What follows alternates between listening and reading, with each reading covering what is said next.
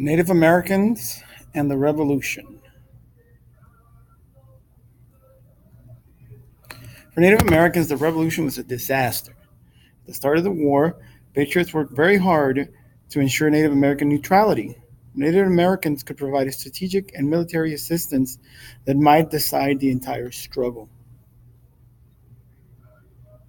So, the Cherokees, among other tribes in the southern interior, and most Iroquois nations in the northern interior provided crucial support for the British in the war effort. The British were seen as the less of the two evils. The Iroquois represented an alliance of six different native groups. That alliance had been together since before the arrival of the Europeans. The Mohawk chief Thayendanegea, known to Anglo Americans as Joseph Brant, was the most important Iroquois leader in the Revolutionary era. He convinced four of the six Iroquois nations to join him in an alliance with the British. You see here are the six nations that made up the Iroquois Confederation. The other two that did not join with the British joined on the side of the Patriots. The following is an account of the Iroquois experience, which was indicative of most Native American nations' experience in the American Revolution.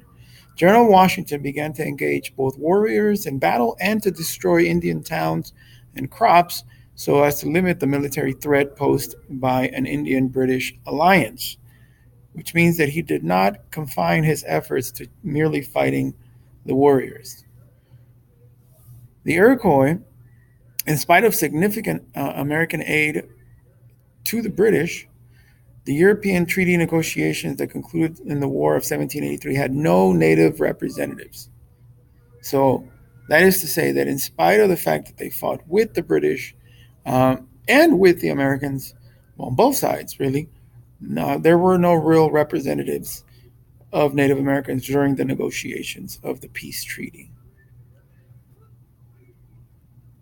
What kind of effect did that have? Well, although the Ohio and Iroquois Indians had not surrendered nor suffered a military defeat, the United States claimed that the victory over the British also meant a victory over the Native Americans.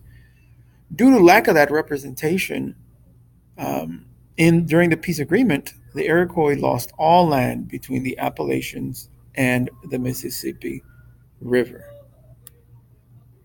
That included the Iroquois that were with the United States or with the Patriots.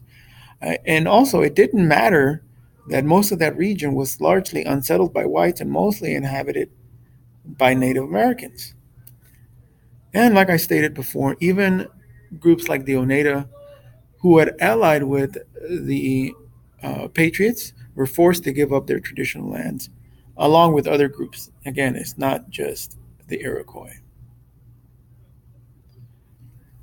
So you'll be creating a 10 slide presentation, one picture per slide, 1 point each picture, 2 to 4 bullet points per slide, 7 points for those bullet points. Each slide has 7 points for a total of 70 points.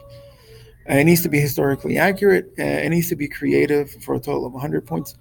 You'll be making slides on the Native American experience in World War I and World War II. You'll be creating a 5-minute video similar to this one. Thank you very much.